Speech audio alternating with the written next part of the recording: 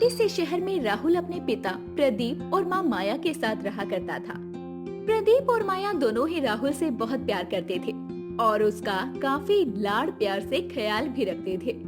लेकिन अब पिछले कुछ समय से राहुल बिगड़ता चला जा रहा था। कहाँ जा रहे हो राहुल? मनोज और संजय के साथ घूमने जा रहा हूँ। बेटा अभी कुछ ही समय में तुम्हारी हाई स्कूल के एग्जाम शुरू होने वाले हैं ना, ये घूमना फिरना छोड़ो और पढ़ाई पर ध्यान दो। अरे पापा अभी जरा देर में आ जाऊंगा। मैं जानता हूँ तुम्हारा जरा देर, चुपचाप बैठ जाओ। मम्मी अब समझाओ ना पापा को। तेरे पिता ठीक कह रहे हैं बेटा, बोर्ड के एग्जाम इतने भी आसान नहीं होते कि तू घूमता फिरता रहे और अच्छे नंबरों से पास भी हो जाए। अरे यार हम लोग यार है तेरे। इन लफंगे दोस्तों के साथ घूम घूम कर तेरी जबान कैसी हो गई है? चुपचाप पढ़ने बैठ जा या डंडा उठाऊं मैं। राहुल चुपचाप पढ़ने बैठ गया, लेकिन वो बहुत हैरान था क्योंकि ये पहली बार था जब उसके पिता ने उसे इस तरह डांटा था। लेकिन उनके डांट का फायदा हुआ और राहुल हाई स्कूल में अच्छे नंबरों से पास हो गया। मेरे तो पूरे 88% मार्क्स आए हैं और तुम लोगों के? मेरे 55%, मेरे 52% और मेरे तो बस 49%। क्या तुम लोग भी ना? हंसना छोड़ा भी ये बता, अब 11th में क्या लेगा तू, साइंस कॉमर्स या आर्ट्स? अभी सोचा नहीं है। अरे सोचना क्या है, आर्ट्स ही लेना। साइंस और कॉमर्स ले लिया ना तो इतना पढ़ना पड़ेगा कि पागल हो जाएगा। हाँ हाँ आर्ट्स ही लेना, आराम से हम लोग घूमेंगे फिरेंगे और मौज करेंगे। ठीक है तुम लोग ऐसा कहते हो तो ठीक है। राहुल घर पहुंचा और उसने अपने माता पिता को रिजल्ट के बारे में बताया। पापा देखा, मैंने कहा था ना कि मैं अच्छे नंबर लाऊंगा। मेरे पूरे 88% मार्क्स आए हैं। अरे वाह, ये तो बहुत बड़ी खुशी की बात है। जल्दी से मिठाई मंगवाइए। हाँ मिठाई तो मंगवाऊंगा, लेकिन ये सब मेरे डंडे का कमाल है, समझे? पढ़ाई मैं करता हूँ और क्रेडिट ये खुद ले जाते हैं। अरे राहुल कहाँ खो गया? नहीं कुछ नहीं मम्मी, मैं तो बस ऐसे ही। मैं जाकर मिठाई लेकर आता हूँ, लेकिन अब तुम आगे की पढ़ाई की तैयारी शुरू करो। हाँ बेटा, 11वीं में क्या लेना है, कुछ सोचा? आर्ट्स ले लूंगा। आर्ट्स? ये क्या बकवास है? आर्ट्स लेकर क्या करोगे भला? कान खोलकर सुन लो, तुम साइंस पढ़ो। मुझे आर्ट्स में ही पढ़ना है, मुझे अपने दोस्तों के साथ रहना है। तुम्हारे वो दोस्त तुम्हें कहीं का नहीं छोड़ेंगे, लेकिन मेहनत और अनुशासन तुम्हें जिंदगी में आगे ले जाएगा। अरे परवर कुछ नहीं, मैंने बोल दिया ना तू साइंस पढ़ेगा तो मतलब साइंस पढ़ेगा। राहुल के पिता ने उसे साइंस लेने के लिए मजबूर कर दिया। राहुल को ये बिल्कुल भी अच्छा नहीं लगा। वो अपने पिता से नाराज रहने लगा। मम्मी पापा मेरी जिंदगी कंट्रोल कर रहे हैं। बेटा, तुम्हारे पापा तुम्हारे भले के लिए ही ये सब कर रहे हैं। मुझे तो अब कुछ अच्छा नहीं लगता, आप पापा को समझाओ। नहीं बेटा, मैं उन्हें नहीं समझा सकती। तुझे पता है इस घर में आखिरी फैसला उन्हीं का होता है। राहुल निराश हो गया। दिन गुजरने लगे और राहुल का 11th क्लास शुरू हो गया। वो अपने पुराने दोस्तों से बिछड़ चुका था। वो सब आर्ट्स में पढ़ रहे थे पर राहुल साइंस में था। एक दिन राहुल के पुराने दोस्त मनोज, संजय और शंकर उसके घर आए। राहुल ये क्या पढ़ाकू बना गया है तू है? अब तो हमारे ग्रुप में फिट नहीं बैठता। सही कहा, हम लोग देख कितने मजे करते हैं, रोज बाइक पर घूमते हैं, लड़कियां ताड़ते हैं, सिगरेट पीते हैं और थोड़ा बहुत जुआ भी खेल लेते हैं। क्या बताओ यार, मेरी तो जिंदगी बर्बाद हो गई है। उनकी ये बातें प्रदीप सुन रहा था। उसके जाने के बाद प्रदीप ने राहुल से कहा, राहुल ये लोग तुम्हारे दोस्त हैं, इनके बोले और बैठने का ढंग देखो और हरकतें, वो तो भगवान बचाए बस। पापा आपको मेरे दोस्तों से इतनी परेशानी क्यों है? क्योंकि मैं जानता हूँ कि ये दोस्त तुम्हें भटकाएंगे और तुम्हारी दुश्मनों से ज्यादा इन दोस्तों से डरता हूँ मैं। आप मेरे गले में पट्टा ही क्यों नहीं बांध देते? Shut up! समय बीतने लग गया और राहुल मजबूरन अपने पिता के अनुशासन का पालन करता रहा। उसका इंटरव्यू कंप्लीट हो गया और फिर वो आगे की पढ़ाई करने दूसरे शहर चला गया।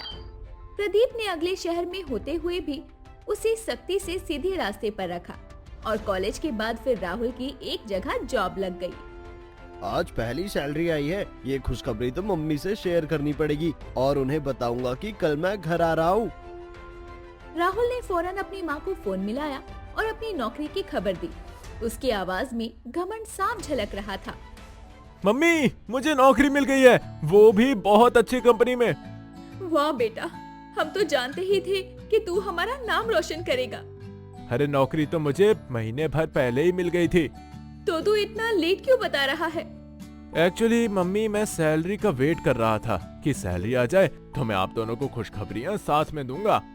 अरे वाह, तुझे सैलरी भी मिल गई। मेहनत का फल हमेशा मीठा होता है मम्मी। अच्छा। हाँ मम्मी, ये सब मेरी मेहनत का ही नतीजा है कि मैं पढ़ लिख गया हूँ और इतनी अच्छी नौकरी कर पा रहा हूँ। सही कह रहे हो, लेकिन किसी के मार्गदर्शन के बिना मेहनत भी भटक सकती है। मार्गदर्शन मेरे दम पर सब हुआ है। मैं पापा को दिखाऊंगा कि मैंने खुद ये सब किया है। कहाँ खो गया? नहीं, कहीं नहीं। और हाँ, मुझे आपको बताना था कि मैं कल घर आ रहा हूँ। मेरे लिए कुछ अच्छा सा बनाकर रखना। जरूर बेटा, तू बस फटाफट आ जा। राहुल अगले ही दिन अपने शहर लौट आया। जब वो रेलवे स्टेशन से टैक्सी पकड़ने लगा तो उसे एक जाना पहचाना चेहरा दिखाई दिया। टैक्सी ड्राइवर वही था, उसका पुराना दोस्त शंकर। शंकर, ये तू है? अरे राहुल, तू? हाँ भाई, मैं हूँ शंकर, यही काम करता हूँ। तू बता, तू यहाँ कैसे? मैं नौकरी करने शहर गया था, अब एक बड़ी कंपनी में जॉब मिली है मुझे।